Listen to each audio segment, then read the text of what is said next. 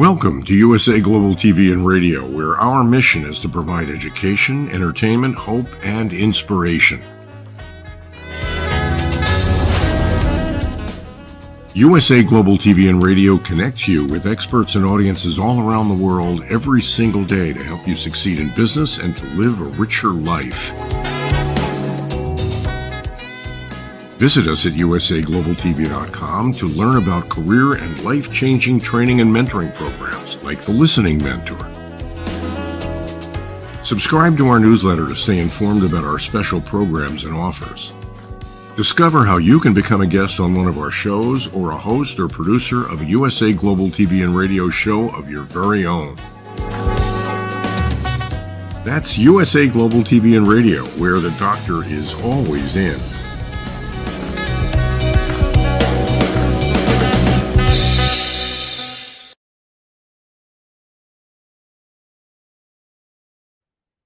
Hello and welcome to USA Global TV and Radio. Our show today is Dementia Home Care, and my name is Tracy Cram Perkins. I invite you to subscribe to our YouTube channel, USA Global TV and Radio.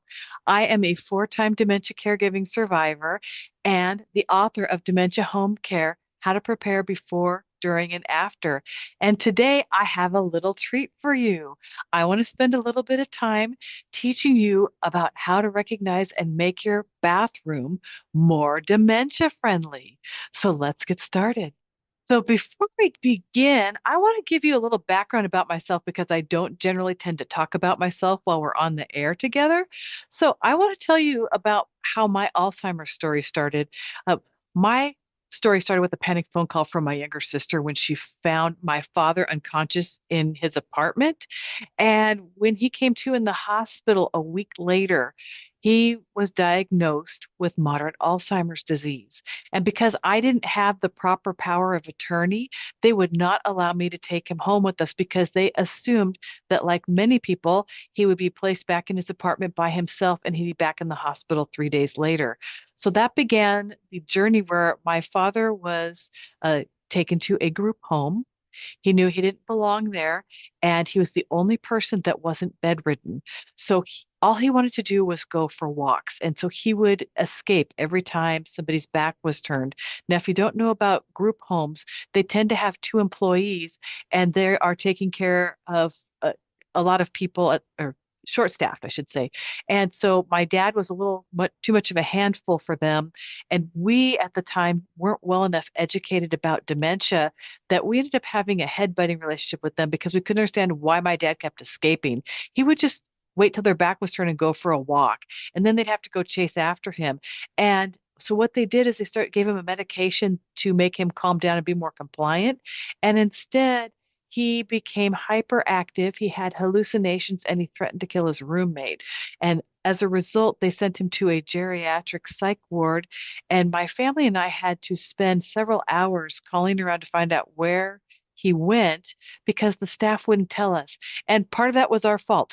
We didn't understand what was going on, why they were having these issues with him. We didn't understand that we could actually help make it easier for them. And instead, we were being combative, and that was not their fault. But I can also understand why they didn't want to help us. So when we found my father, he was taped to a bed in a hospital 1 county to the north of us. And when we got there, he was crying and he was saying to me, "Why are they doing this to me? Why are they doing this to me? I don't understand." And of course, social services would not allow us to take him home with us. And we began a repeat pattern where they would send him to the next more secure facility in our area. Fortunately, they brought him back to our county. And he would have 5 escapes and then he'd be sent to another facility. After 5 months and 5 facilities and 1 more trip to a geriatric psych ward, he finally made his last 2 escape attempts. He was in the most secure facility in the area, and he figured out there was a flaw in the windows, and he figured out how to get out through his window in his room. What he did is he waited until his roommate was going off to physical therapy because he was in a skilled nursing care facility at the time. And he left the door partially open to the room and he stayed in his pajamas and slippers. And you have to understand that even though he had moderate Alzheimer's disease, he still remembered his skills from his day job, from when he was working. And so what he did is he noticed a flaw in the way the plate glass windows were mounted in his room. So he unscrewed the window, lifted the glass out, climbed out in his pajamas and slippers, put the window back in, and screwed it back in properly. So he solved a problem they didn't even know they had. But that meant that there were no cameras facing patient windows. And so nobody saw him leave. And it wasn't until an hour later that they realized my father, who had been wristbanded and should have set off an alarm, had escaped somehow and they didn't know how he got out. There was no visible sign. 30 minutes later, 911 started getting call about an elderly gentleman in pajamas and slippers crossing a Highway 99 in our area, which was a 5-lane highway against the light. And people were calling saying there's this elderly gentleman in pajamas and slippers walking against the light. That's how they found him. And here's where we caught our break. The sheriff that came and picked up my father saw him sitting there on the guardrail to the entrance to the interstate. And instead of yelling at him or trying to coerce him, he just walked up to him and said, "Hey, you look tired." My dad said, "Yes, I am." He said, "Would you like a ride home?" My dad said, "Yes." And he goes, "Have you ever been in a police car?" My dad said, "No." And he said, "Well, just hop in the front here and I'll tell you all about it." It was the first time my dad was treated like a human being. By the time he got back to the skilled care facility, we were all standing there waiting in the lobby for him. And the social worker asked him, "How did you get out?" Well, he was in such a good mood. He was really happy to show everybody how he did it. And so he walked us down to his room and showed how the flaw was in the other window. Well, he explained to the maintenance group how to repair it. And they found that 30% of the windows in that building had the same flaw. So he solved the problem for them. But do you think that changed how they treated him? No, they screamed at him every time he went near a door or a window instead of redirecting him. And so on his fifth and final escape attempt, it was a fluke. He hugged his favorite nurse goodbye as she was leaving on the end of her shift because they were near the front door. She just disabled the alarm temporarily so that when he walked away from the door, it would reset. And he gave her a hug. She walked outside. He waved at her as she was driving off, and he looked down, and there was the code for guests to log out. He logged out and went for his last walk 2 days before Christmas. Well, what happened is when they recovered him, they called me and said, "We're done. You have 5 days to find him another facility." Fortunately, we had just been granted power of attorney the day before. So what we did is we canceled Christmas with my family and we spent those 5 days trying to make our home dementia friendly, and it wasn't. So I want to share with you some of the things that I learned to help make bathing easier and the bathroom safer and more dementia friendly. So let's take a look at that. So first of all, we have to understand how the brain works with Alzheimer's disease. So on the left, you're seeing a healthy aged brain, age 55 and above. On the right, you are seeing a moderate Alzheimer's disease brain, and you're seeing it has holes and it's shrinking. Well, what's happening is the memories that were in those holes are gone. There's no way to recover those memories. But let's look at the way the brain works. Our entire lives, we have relied on our brains. And when we were in kindergarten, we first learned to tie our shoelaces. And with that knowledge, our brain has that burned in. Now, when we get to the second grade, we can tie more complex knots. And what happens is that our brain takes the information that we learned when we tied our shoelace, brings it forward to teach us how to do more complex knots, and we can learn faster. Our brain continues to do that through our entire lives so that as we learn things, we can apply the stuff we already know and then apply it to what we're learning and we go faster. But what happens when that information is gone? Your brain is now searching for it, but close to where it was, and is using whatever information was that is there that may not match what's going on in the situation around us. So when your loved one is doing strange things, or they're confused, or they're not answering you correctly, or they're coming up with something that doesn't match reality, our first instinct is to say, no, that's not right. Don't you remember we just did X? That doesn't help because they're living in their reality. They've trusted their brains their entire lives. Now you're telling them that they're a liar, that they're lying to you when they know they're telling you the truth. We have to become their place of safety and walk in their shoes and bring them back so that they feel safe and we can get them to do what we need to do to help them. So let's take a look at some ideas here. First of all, we need to understand how color works. When you've got somebody with dementia, black looks like a hole, white is great for disguises and contrast, red and blue are great for definitely highlighting items. Pastel is great for disguising things. So if you are trying to hide something, you can make it all one color or use the pastels and your loved one won't be able to see it. Here's why. With dementia comes a chromatopsia. It means that they can only see black, white, and the contrast of bright colors. In addition, with dementia, they also get tunnel vision. So they're only going to see between their eye level and their belly button. So they'll be focused on whatever's directly in front of them. And it's almost like they have tunnel vision, which they do. And they're only going to see the areas in that area. But if you don't have enough lighting, if it's not enough bright, it's not bright enough for them to see contrast, we can create fear.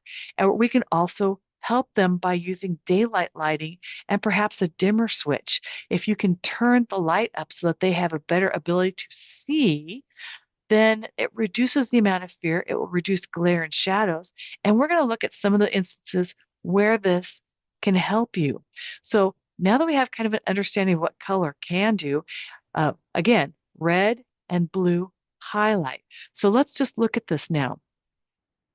When we are looking at a bathroom, you'll notice this white bathroom I have here in the left-hand corner. I picked this picture specifically because the only thing that you see popping out is the green plant. Now, when somebody is confused in the middle of the night and they're getting up to go to the bathroom, and you're going to wonder why they're not going to the bathroom in the right place, they think they're going to the right place. They're walking into the bathroom, they see something bright, they recognize that this is where they're supposed to be, and they go in the area where they see the bright color, where they see the contrast. So if we really want to make sure that they use the toilet, we might want to think about putting a red toilet seat on that toilet so that they can spot it when they come in there in the middle of the night or anytime during the day. And it helps aid them and prevent confusion. Now, I can't say it'll work perfectly every time, but you can at least give them a tool to empower them to make sure it helps you help them use the toilet. Now, let's look at something else. You can also use color in the shower and tub area.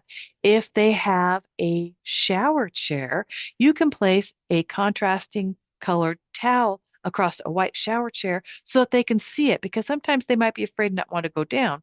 Well, what happens if you have black mats on the floor? Black appears like a hole to somebody with dementia, as well as navy blue and dark brown. So if you have any of those on the floor and they don't want to go in the bathroom, it could be because they see a hole and no one wants to fall in a hole. So again, just you have to look at this through the eyes of someone with dementia. Now, also with flooring, you also need to look and see, is it shiny? Does it have glare? Either one of those can make it look like it's icy or that it's water and they don't want to fall. So make sure the floor is not shiny, that it doesn't have any glare, and also that it's level. You want to make sure that it's not a slippery surface either, because again, we don't want our loved one to fall. Now, here's another thing. When somebody gets to moderate Alzheimer's disease or any of the moderate stages of dementia, you can experience with them when they look in the mirror and they don't recognize themselves, and they might think there's a stranger staring at them. Well, if they talk to it like they're a family member or somebody that makes them happy, then don't worry about it. But if they get upset and tell them the stranger is looking at you, fear is very real. For them, this is very real, and you need to address it just like it's the just like they are in their shoes. So what you want to do is tell them, I will take care of this. let me take you out of here and I will address this issue. And so you walk them to a place of safety, maybe their own room or someplace where they feel comfortable. Go back in there. And if this is the first time this is happening, slap wet paper towel up on that mirror. Voila, you no longer have a mirror. It is just covering on the wall. There's no longer a window or a stranger looking at them. And then you can bring them in. And then what you'll do afterwards, and we'll talk about this in a few minutes, is there's a few things that you can do also so that you don't have to inconvenience the rest of the family with taking away the mirror. But now the next thing we want to talk about, again, I talked about daylight lighting on a dimmer switch. If there's not enough contrast that they can't see something, perhaps they can't see the toilet because there's not enough contrast. And if you put a colored mat down below the toilet so they can see where it is, then enough lighting for them to see the contrast of the toilet against the wall and the floor for them not to be afraid to sit down on it. Also, use color to help them recognize where their soap and towels are.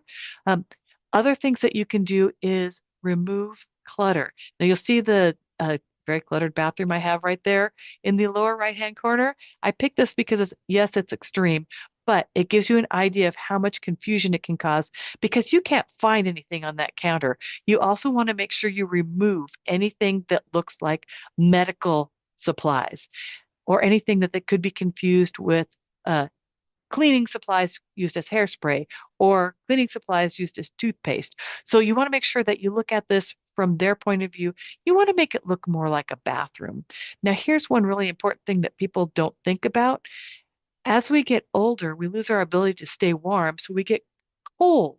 If you have us in a bathroom and it's not warm enough and you've got a loved one who's naked or doesn't have that much clothing on, they can get chilled very quickly after you bring them out of the bath or shower. So you might want to consider room temperature or else having a warm towel or a warm bathrobe to put on them immediately after they get out of the shower or the bath because you don't want them to get hypothermia. Because if they get hypothermia, it can happen very, very quickly. You may not recognize the signs because it looks a lot like just dementia behaviors. So you don't want your loved one going into hypothermia. So let's keep the bathroom warm. You might want to consider maybe putting in a little space heater or a radiant wall panel or something to keep the bathroom warm while they're in there. Or you can also do something like dignity wear so that you can wrap them in something and wash them underneath it so that they can still stay warm. All right, now let's move on.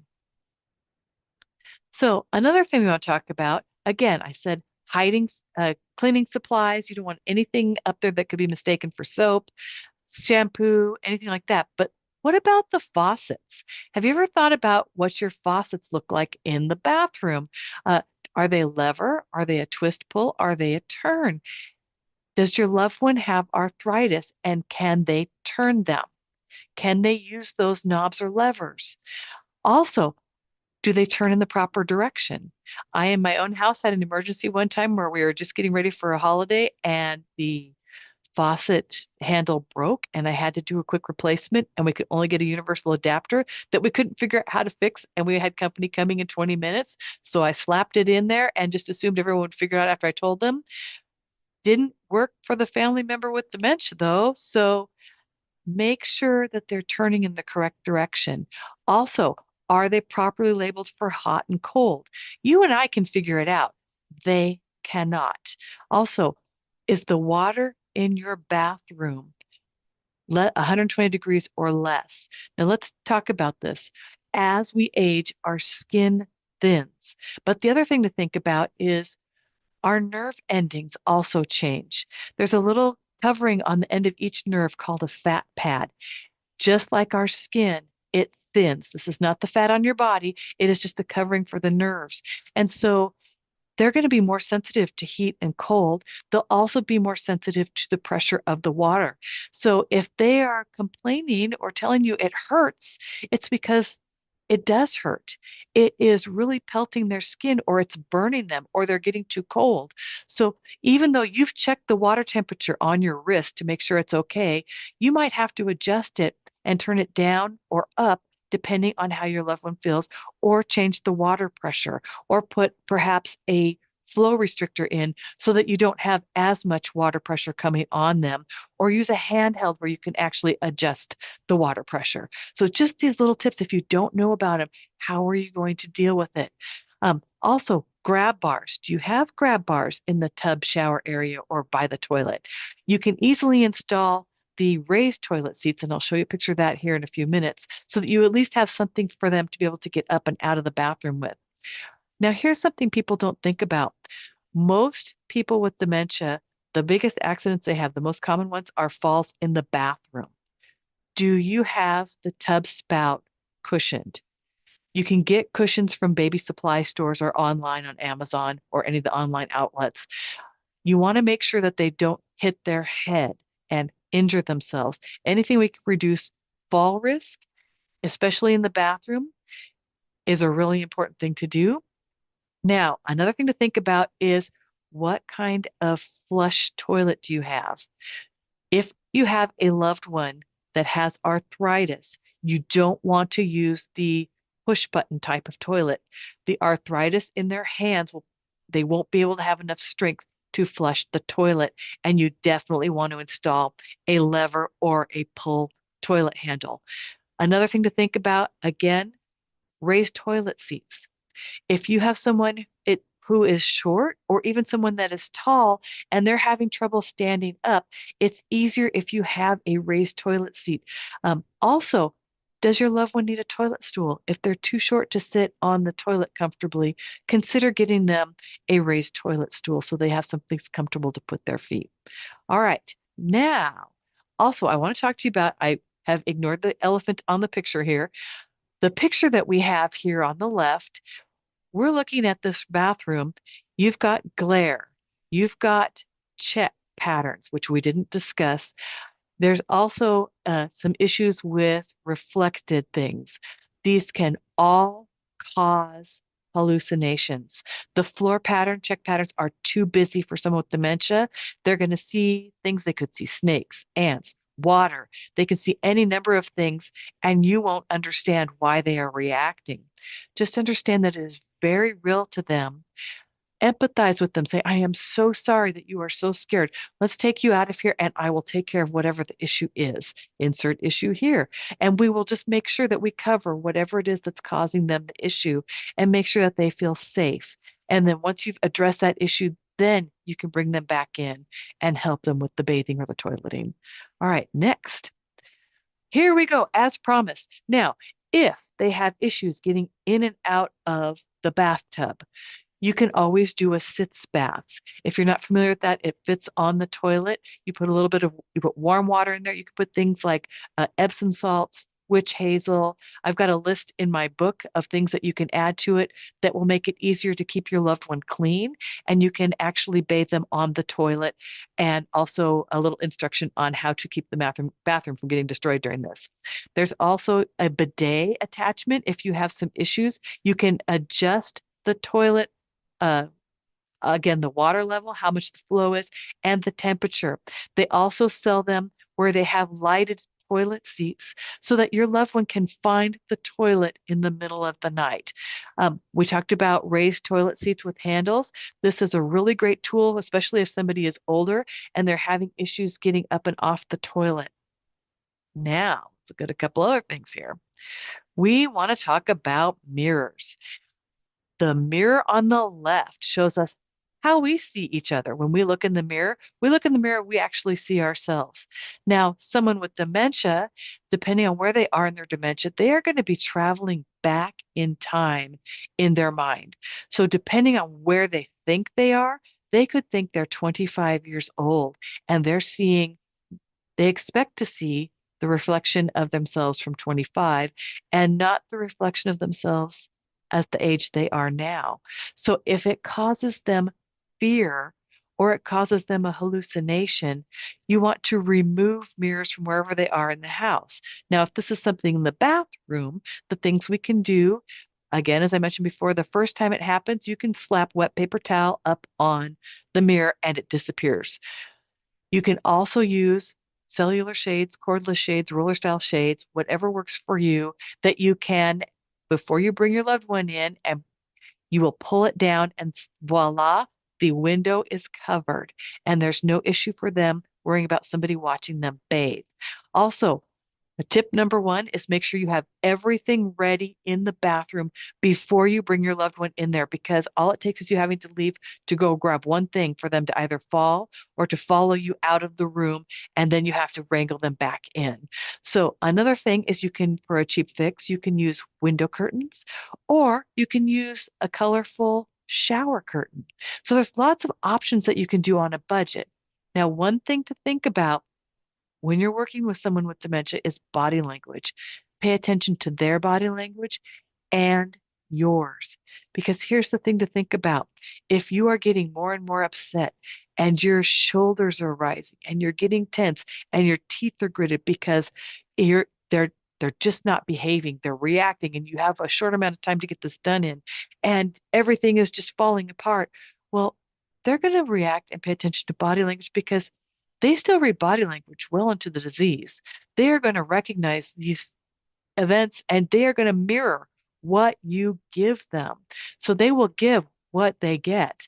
So if you can smile and relax and make sure that your shoulders are down and just enjoy the time and give yourself time to give them the time to relax and not rush them, because the number one issue you have with somebody with dementia is rushing them, especially as their cognition slows, and then you're going to get more pushback. So if you just have just a few tools in your toolbox to prevent these issues from happening, then yay, you are going to have less stress, and you might also have some fun memories. So now let's talk about a couple other things here. We can also create a calming environment. Now, we talked about the sitz bath, but we didn't talk about, you can also have essential oils in the bathroom to create a sense of calm, such as basil, chamomile, coriander, lavender, lemon, and neroli are all thought to help people with dementia feel more calm. So these are wonderful essential oils that you can have in the bathroom while they're bathing to help enhance the sense of calm in the bathroom. Another thing to think about with dementia care, we're going to talk about distraction and redirection, but the most important part of dementia care is routine, respect, patience, and a smile. If you can smile, do routine. Routine is all powerful. I'm going to say this 3 times: routine, routine, routine. But also, what was their routine when they were an adult, when they were a child? Did they take a bath? Did they take a shower?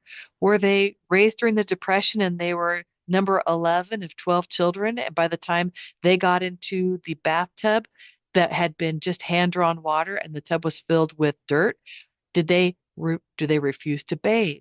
Did they take a bath, a spat bath out of a bucket?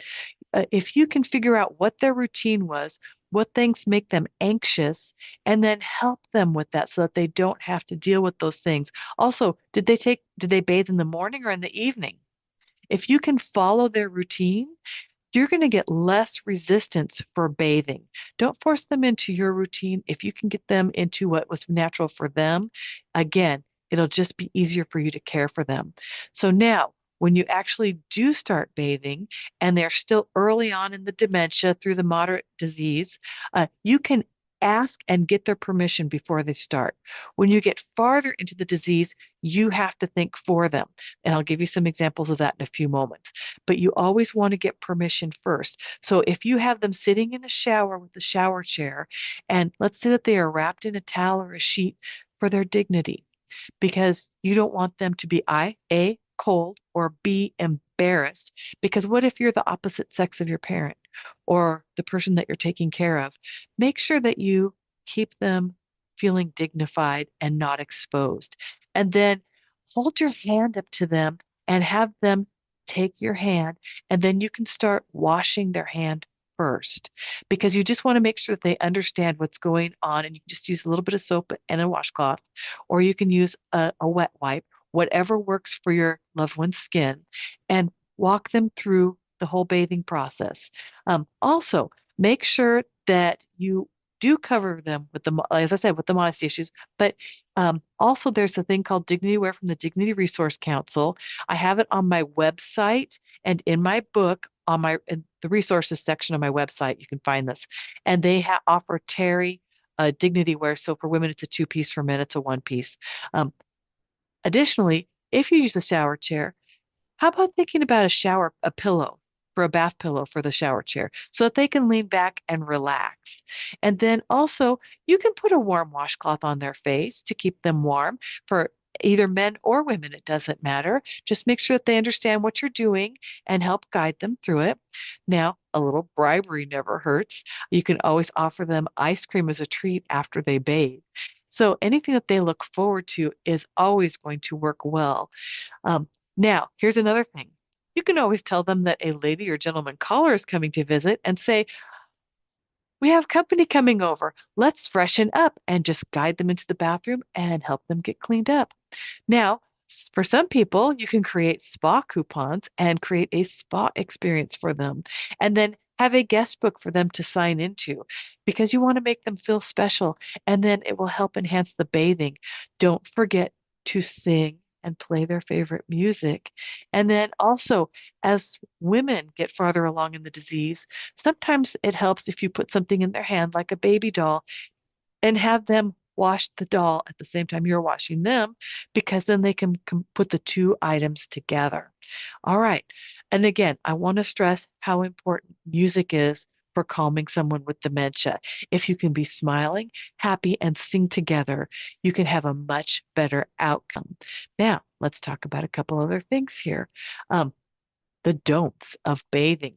Do not use bath pearls. They can be mistaken for candy, and then your loved one might eat them. You don't want to use a jacuzzi or whirlpool bathtub because to someone with dementia, it will look like boiling water, and no one wants to climb into boiling water. Uh, don't leave them alone in the bathroom if you forget something, because it only takes 2 inches of water for someone to drown.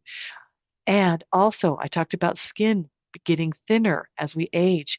You want to you don't want to rub their skin, you want to pat it dry when they get older because you don't want to create open sores on their skin. All right, let's look at a couple other things here. I have several books that I highly recommend, and I like to recommend impressive works by other authors because you may not find my writing style something that you enjoy, or you may, but these are the things that I love. So, Surviving Alzheimer's by Paula Spencer Scott is a fantastic book for teaching you how to care for somebody. Learning to Speak Alzheimer's is a really great book by Joanne K. Costi. This particular book really helps you with setting up your home for somebody and making it dementia friendly, and also learning how to communicate better with someone with dementia. I would be remiss in not recommending The 36-Hour Day. It is a phenomenal book. It has been an eternal bestseller for 43 years. It's a really a comprehensive book. However, if you are exhausted, you want to read it when you are fresh, not at the end of the day, because it is a meaty book and is very, very comprehensive. Now, A Loving Approach to Dementia Care by Laura Wayman, The Dementia Whisperer, is a phenomenal book. It walks you through how to connect with your loved one emotionally and walk them through to a place of safety.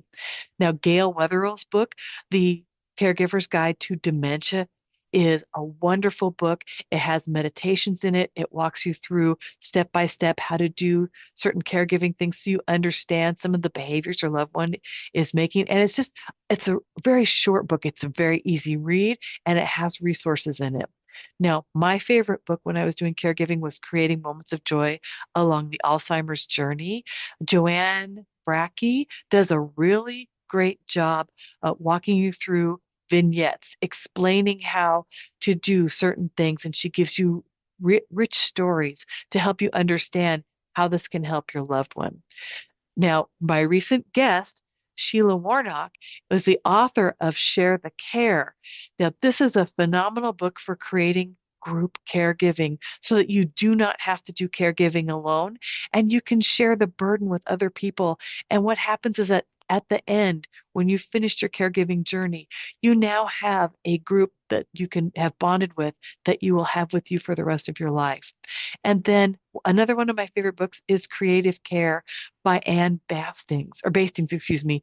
Um, it is a really phenomenal book about how to connect with your loved one through the arts, how to engage with them, how to learn how to communicate. She also has a website called timeslips.org, which has a place where they teach caregivers how to communicate with their loved ones. And for family caregivers, this is free, and they have for professional caregivers, there is a fee.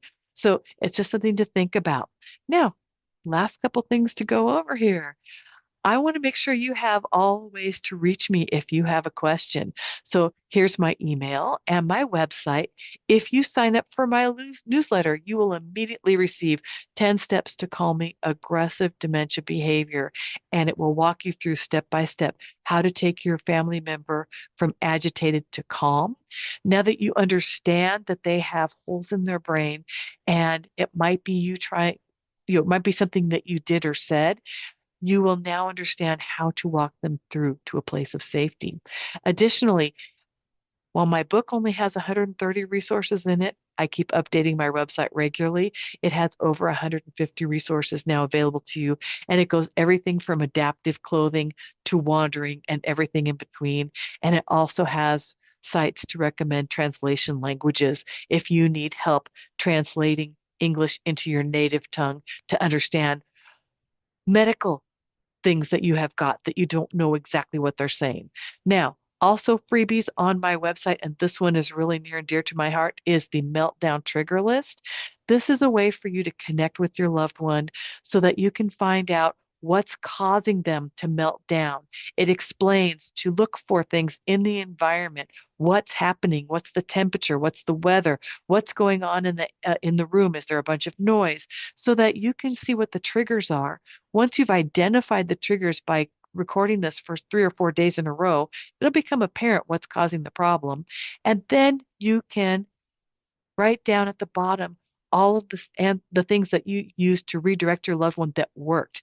Now you have a respite tool. So anybody that comes in the house, whether it's a family member, friend, professional caregiver, you can give them this list because now they know how not to cause these problems. And also, if it does happen, they have ways of solving the problem. So you get some downtime.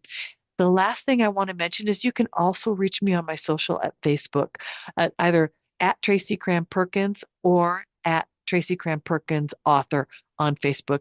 I post stuff there regularly. You can talk to me there as well. You can reach out through me through Messenger. And the last thing I want to share with you is to say thank you very much for your time and attention. And I want to let you know that we will be back on October 15th, and our guest will be Marie Ferrer from Seniors Helping Seniors.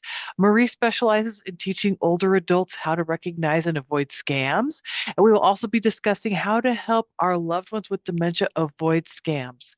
In the meantime, you can go over to our YouTube channel at USA Global TV and Radio and look for the Dementia Home Care Show playlist, where you'll find all our past episodes. Thank you to the wonderful Dr. Jacqueline for all of her hard work behind the scenes, and thank you to our sponsors for making this possible. See you next time.